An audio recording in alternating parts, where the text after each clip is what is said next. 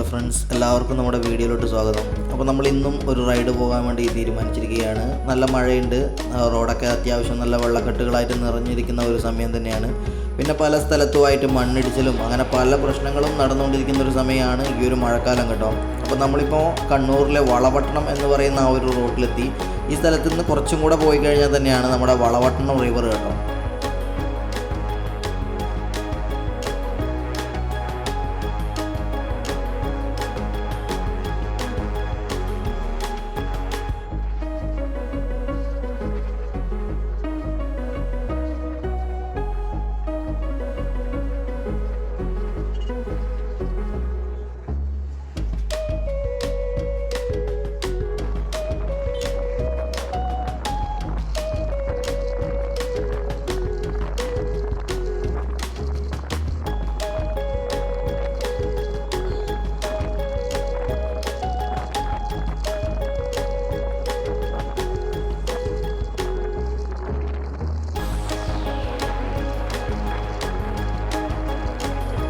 ഈ കാണുന്നതാണ് നമ്മുടെ കണ്ണൂരിലെ വളപട്ടണം പാലം കേട്ടോ. ഇതിനടിയിലുള്ളതാണ് നമ്മുടെ വളപട്ടണം പുഴ.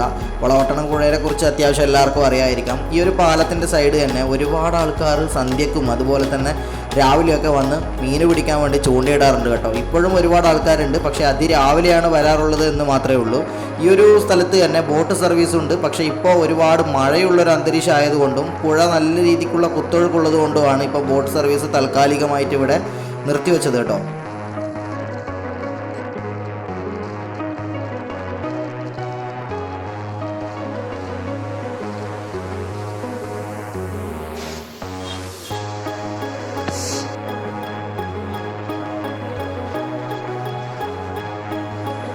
നല്ല മഴയുള്ള അന്തരീക്ഷം ആയതുകൊണ്ട് തന്നെ നമ്മളെ റോഡിലൊക്കെ നല്ല രീതിയിലുള്ള കുഴികളും അതുപോലെ തന്നെ അവിടെ വെള്ളമൊക്കെ കെട്ടി നിൽക്കുന്ന ഒരു അന്തരീക്ഷമുണ്ട്. എല്ലാവരും തന്നെ ഡ്രൈവ് ചെയ്യുമ്പോൾ വളരെ സൂക്ഷിച്ച് ഡ്രൈവ് ചെയ്യുക. ഞാനിപ്പോൾ ഈ കാണിച്ചിരിക്കുന്ന വീഡിയോയിൽ സത്യം പറഞ്ഞാൽ ഇത്രയും സ്പീഡില്ല. വീഡിയോൻ്റെ സ്പീഡ് കുറച്ച് എഡിറ്റ് ചെയ്തപ്പോൾ കൂട്ടിയിട്ടതാണ്.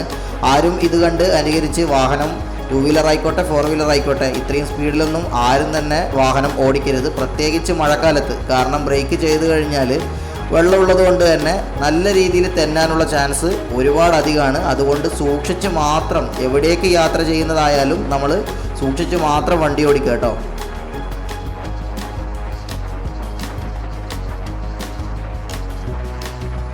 വളപട്ടണം കഴിഞ്ഞതിന് ശേഷം നമ്മൾ കയറിയത് പഴയങ്ങാടി റോഡാണ് കേട്ടോ. ഈ ഒരു റോഡാണ് കുറച്ചും കൂടെ നല്ല റോഡ് എന്ന് പറയാനുള്ള അവസ്ഥ. അല്ലാതെ നമുക്ക് തളിപ്പറമ്പ് ഭാഗത്തോട്ടും പോകാം, പക്ഷേ റോഡ് അത്ര രീതിയിലുള്ള നല്ല റോഡല്ല. എല്ലാവരും ഈ ഒരു ഭാഗത്തേക്ക്, അതായത് ഈ ഒരു കാസർഗോഡ് ഭാഗത്തേക്ക് പോകുന്നുണ്ടെങ്കിൽ നമ്മൾ വളപട്ടണം എത്തിയതിന് ശേഷം അവിടുന്ന് പാപ്പൻശ്ശേരി റോഡ് പിടിക്കുന്നതായിരിക്കും ഏറ്റവും നല്ലത്.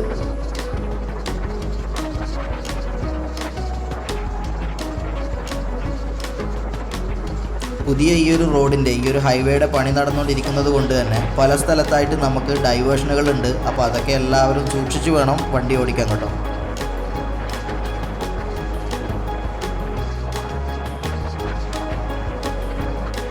ഇതൊക്കെ കണ്ടു ഗൈസ്, നമ്മുടെ പുതിയ ഈ വരുന്ന റോഡിൻ്റെ ഭാഗമായി ഇവർ തന്നെ ഇവിടെ മണ്ണ് ഇടിച്ച ഒരു സ്ഥലമാണ് നമ്മളിപ്പോൾ ഈ കണ്ടുകൊണ്ടിരിക്കുന്നത് കേട്ടോ.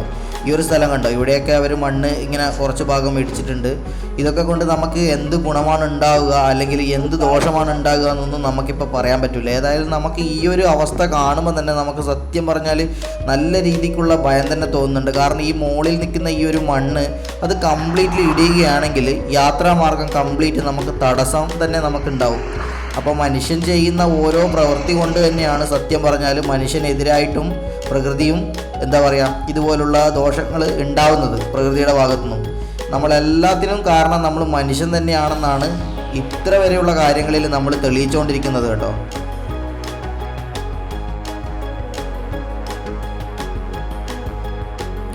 ഈ ഒരു റോഡിൻ്റെ ഭാഗത്ത് നിന്ന് നമ്മൾ വീണ്ടും ഡൈവേർട്ട് ചെയ്ത് നമ്മൾ ഈ ലെഫ്റ്റ് സൈഡിലുള്ള ഈ ഒരു റോഡിലോട്ട് കയറേണ്ടതായിട്ടുണ്ട്. ആ കയറുന്ന സ്ഥലത്താണെങ്കിൽ റോഡ് കംപ്ലീറ്റ് പോക്കാണെന്ന് വെച്ചാൽ ഒന്നും പറയാനില്ല. ഒരു വലിയ വണ്ടി വന്ന് കഴിഞ്ഞാൽ സാധാരണപ്പെട്ട നമ്മളെ പോലുള്ള 2 വീലറുകളും അല്ലെങ്കിൽ ചെറിയ ചെറിയ കാറുകളാണെങ്കിലും ഒരു രക്ഷയില്ലാത്ത അവസ്ഥയായിരിക്കും നമുക്ക്. കാരണം അത്രയും സ്ഥലം പോലും ആ റോഡിലില്ല.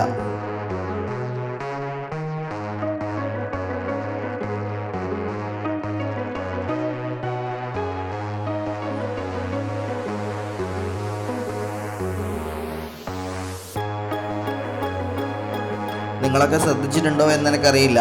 യാത്രാമാർഗം ഞാൻ പലതവണയും ശ്രദ്ധിച്ച ഒരു കാര്യമുണ്ട്. കാരണം ബസ്സുകാരുടെ കടന്നുകയറ്റത്തിൻ്റെ കാര്യം തന്നെയാണ് ഞാനീ പറയുന്നത് കേട്ടോ. നമ്മളിപ്പോൾ ഇടതുവശം ചേർന്നാണ് വണ്ടി ഓടിക്കുന്നതെങ്കിലും ബസ്സുകാർ അവരെ ആ ഒരു രീതി എന്ന് വെച്ചാൽ അവരെപ്പോഴും വലതുവശം ചേർന്ന് ഓടിക്കാൻ പഠിച്ച ആൾക്കാരാണ്. മാക്സിമം വലതുവശത്ത് കൂട്ടിയെടുത്ത് നമ്മളെപ്പോലുള്ള സാധാരണ വണ്ടിക്കാരുടെ അവകാശത്തിന് നിഷേധിക്കുന്ന തരത്തിലുള്ളൊരു ഡ്രൈവിംഗ് ആണ് ബസ്സുകാരുടെ ഭാഗത്തുനിന്ന് ഞാൻ ഭൂരിപക്ഷത്തും കണ്ടത് കേട്ടോ. ഇത് കണ്ടോ ഗൈസ്, മറ്റൊരു സ്ഥലത്തെത്തിയപ്പോൾ വീണ്ടും ഇതുപോലുള്ളൊരു മണ്ണിൻ്റെ കൂമ്പാരം, അതായത് അടിവശം കംപ്ലീറ്റ് മാന്തി എടുത്തതിന് ശേഷം മുകളിലുള്ള ആ ഒരു മണ്ണ് ഇതുപോലെ കൂന കെട്ടിയിരിക്കുന്ന ഒരു അവസ്ഥയാണ് നമ്മളീ കാണുന്നത്.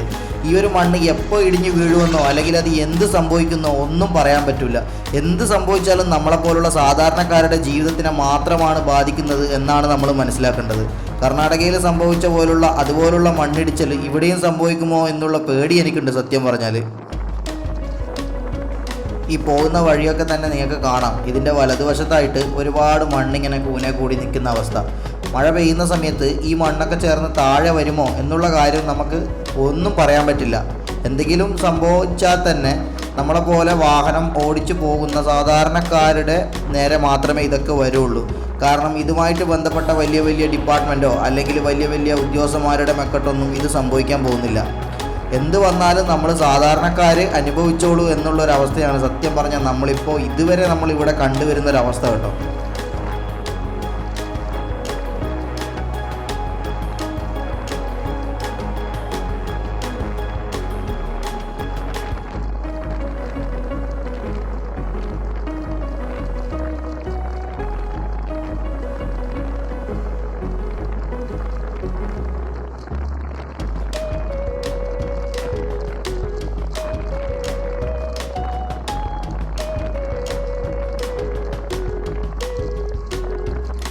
സത്യം പറഞ്ഞാൽ എതിരെ വരുന്ന ഒരു വാഹനത്തിന് സൈഡ് കൊടുക്കാൻ പോലും ഈ ഒരു റോഡിൽ സ്പേസ് ഇല്ല എന്നുള്ള കാര്യം വേണം എടുത്തു പറയാൻ.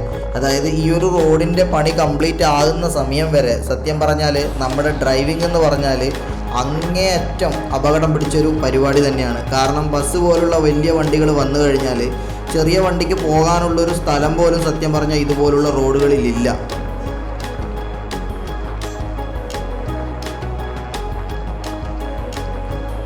ഈ കാണുന്നത് ഒരു പാലമാണ്. സത്യം പറഞ്ഞാൽ ഈ ഒരു പാലത്തിൻ്റെ മുകളിൽ നിന്ന് പോലും വാഹനങ്ങൾ പരസ്പരം ഓവർടേക്ക് ചെയ്യുകയും അതുപോലെ തന്നെ മറ്റൊരു വാഹനത്തിന് സൈഡ് കൊടുക്കാതെ വലതുവശം ചേർന്ന് കയറി വരുന്ന പരിപാടി വലിയ വലിയ വാഹനങ്ങൾക്കുണ്ട്. ഈ ഒരു റോഡിൽ നിന്നത് ഞാനത് ധാരാളമായിട്ട് ഞാൻ ശ്രദ്ധിച്ചിട്ടുണ്ട് കേട്ടോ, പല തവണയായിട്ട്.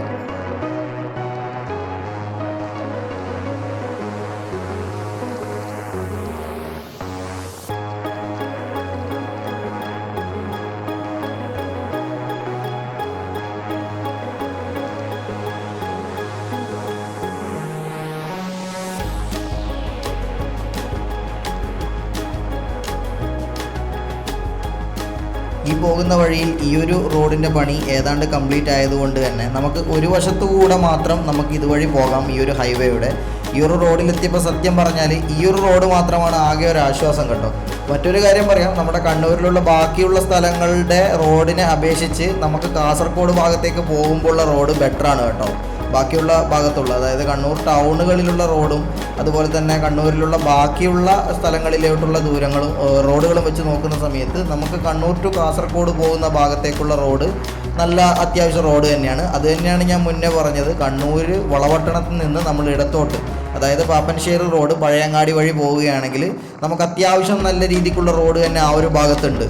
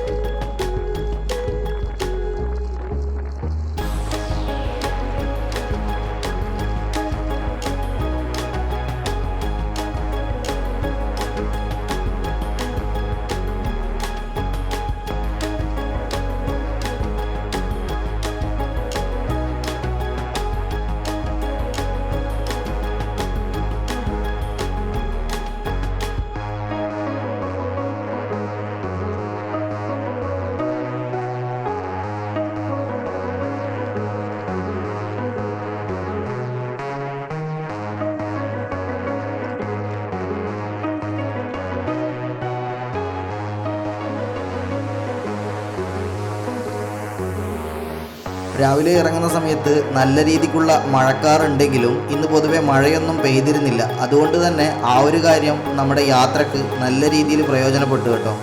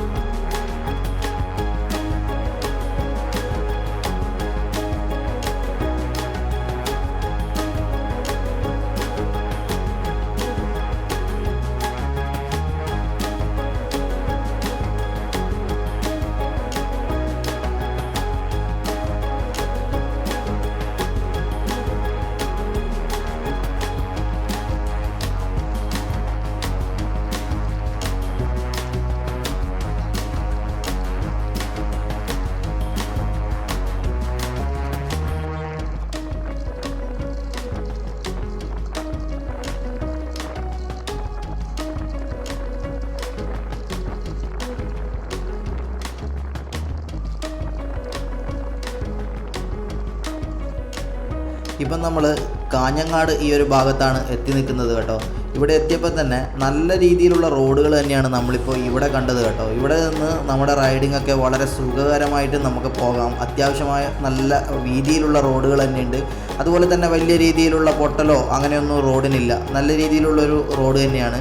അപ്പോൾ നമ്മുടെ ഇന്നത്തെ യാത്ര കാഞ്ഞങ്ങാട് വരെയേ ഉള്ളൂ. ഇതുപോലുള്ള നല്ല വീഡിയോസുമായിട്ട് നമുക്ക് വീണ്ടും കാണാം. അതുവരെ എല്ലാവർക്കും ബൈ.